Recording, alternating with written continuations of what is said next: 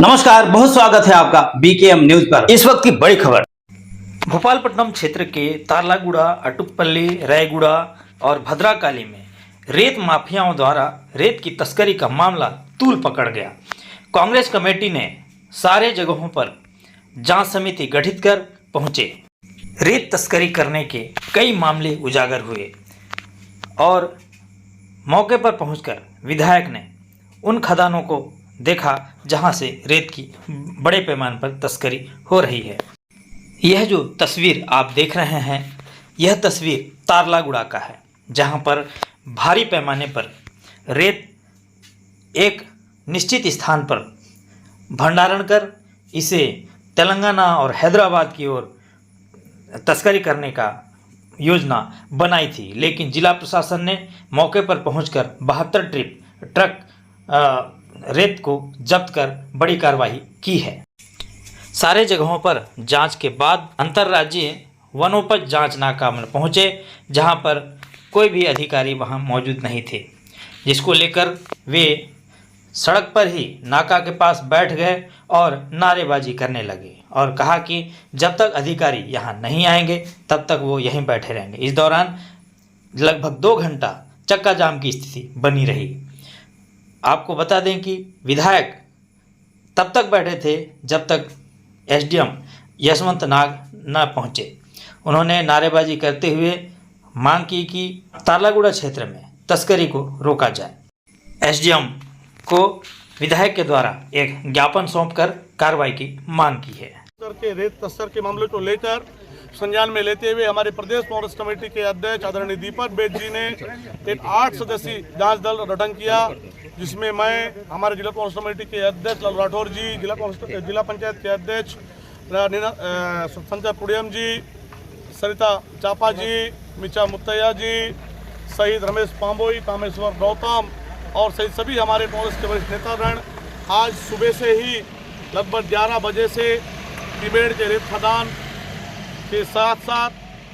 कोंडा मौसम, रेतगुड़ा, भद्राकाली,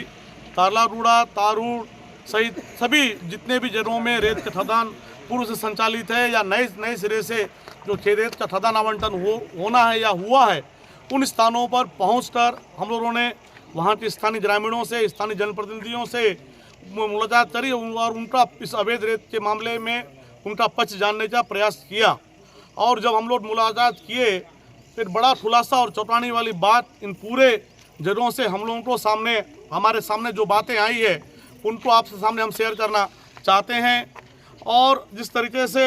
सबसे पहले ये बात सामने आई कि जो इंद्रावती नदी से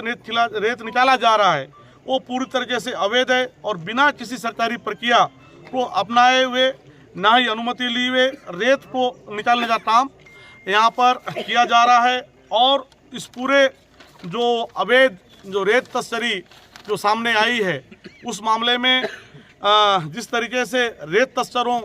बड़े पैमाने पर यहाँ पर पड़ोसी राज्य तेलंगाना से भी हैं और अन्य जगहों से भी हैं, जो प्रभावशाली व्यक्ति उनके द्वारा रेत का अवैध परिवहन यहाँ पर रात में और दिन में किया जा रहा है। और एक और चौंकाने वाली बात यहाँ पर हम सबको सामने आई है कि इस पूरे मामले में जिस तरीके से पिछले कांग्रेस की सरकार के समय जो नीलामी प्रक्रिया में रेत खदान को आवंटन होता था और उस आवंटन के नीलामी प्रक्रिया को निरस्त कर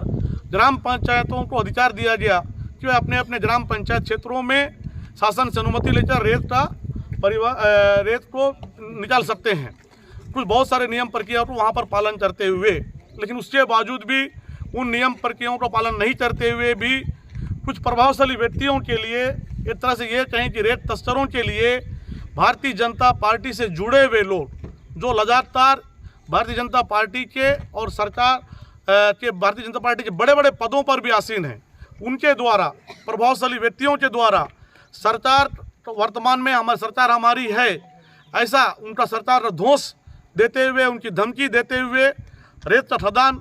हम जिसको कहेंगे उनको आवंटन करना है, वही रेत निकाल पाएंगे। अगर उन्हें रेत आप नहीं निकालने देंगे तो आप रेत नहीं निकाल सकते, ऐसा भाजपा के लोग इस पूरे रेत के मामले में कर रहे हैं। और हमारा सीधा आरोप यहाँ भाजपा नेता प्लस रेत तस्कर मिलकर अवैध रेत परिवहन का काम कर रहे हैं। भाजपा एक तरफ नारा देती है कि सुशासन की सरकार है, डबल इंजन की सरकार है, ऐसे भ्रष्टाचार मुक्त सरकार, जीरो टॉलरेंस की सरकार, बड़े बड़े नारे हमारे माननीय मुख्यमंत्री विष्णु देसाई जी देते हैं। और दूसरी तरफ बीजेपी में, बीजापुर में बीजेपी के लोग ही इस गलत काम करने का काम करते हैं, रेत तस्कर को बढ़ावा देने का काम करते हैं, पंचायत प्रतिनिधियों पर दबाव डालने का काम कर रहे हैं, अधिकारियों पर दबाव डालने का काम ये भाजपा से जुड़े हुए लोग कर रहे हैं। इस पूरे मामले में एक और चौंकाने वाली बात हमको सामने आया है कि जिस तरीके से खनिज विभाग की जो भूमिका इस खनिज के मामले में होना चाहिए वो कहीं पर भी दिखने को नहीं मिल रहा है। आज हम शुरू से सुबह से घूम रहे हैं और लगातार रेत खदानों में भी खनिज विभाग का कोई भी एक अधिकारी कर्मचारी हम लोगों को कहीं से भी नहीं मिल रहा है। उसके साथ साथ जिस तरीके से ये राज्य हमारे जो छत्तीसगढ़ प्रदेश का राज्य का अंतिम सीमा रेखा है, यहाँ पर खनिज विभाग का एक नाता लगना चाहिए, उनके कर्मचारी रहना चाहिए। उसके बाद भी वो उस विभाग से जुड़े हुए लोग नहीं है, ना ही वो यहाँ पर कोई खनिज विभाग का जिम्मेदार अधिकारी है जिससे हम लोग बात कर सकते हैं, जिससे हम लोग पूछ सके हैं। मेरे द्वारा प्रोटोकॉल जारी होने के बावजूद भी,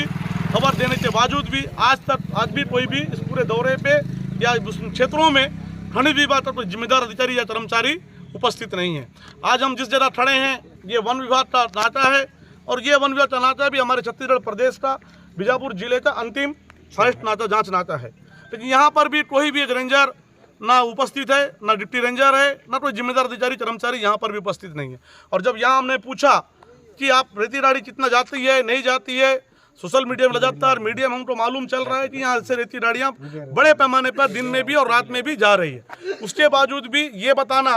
कि यहाँ से एक भी रेती गाड़ी नहीं जा रहा है, बड़ा ही हास्यास्पद बात है। जिस तरीके से वन विभाग के अधिकारी कर्मचारी भी जो बातों को कह रहे हैं कि पिछले 2 साल से एक भी गाड़ी नहीं जाना, तो कहीं ना कहीं सीधा सीधा ये छुपाने का प्रयास कर रहे हैं। और वन विभाग की बड़ी भूमिका इस रेत परिवहन में सामने देखने को मिल रहा है। जिस तरीके से हम जहाँ पर भी जा रहे हैं बड़े पैमाने पर वहाँ पर सौरन के झाड़ों को, पेड़ों को साफ करके वहाँ पर जो रेत को डंपिंग करने के लिए बनाया जा रहा है। तो जब हम ये पूछना चाहते हैं आपके माध्यम से वन विभाग को कि जब आपके क्षेत्र में इस तरीके से काम हो रहे हैं, झाड़ गिराया जा रहा है बड़े पैमाने पर, वहाँ पर रास्ता बनाया जा रहा है रेत को निकासी करने के लिए, तो आपके अधिकारी कर्मचारी कहाँ पर हैं? जब सोशल मीडिया में भी खबर चलता है तब आप थाना पूर्ति करने के लिए आकर कुछ ट्रिपों को आपने जब्ती करते हैं, ना वहाँ पेनाल्टी लगाते हैं, ना उन झाड़ों पर कोई कार्रवाई करते हैं, ना उन जिम्मेदार अधिकारी जो उस भीड़ झाड़ उस जिस क्षेत्र में रहता है उसके ऊपर कोई कार्रवाई करने का काम वन विभाग नहीं करता है। दूसरी ओर जिस तरीके से पंचायत विभाग की भी जो भूमिका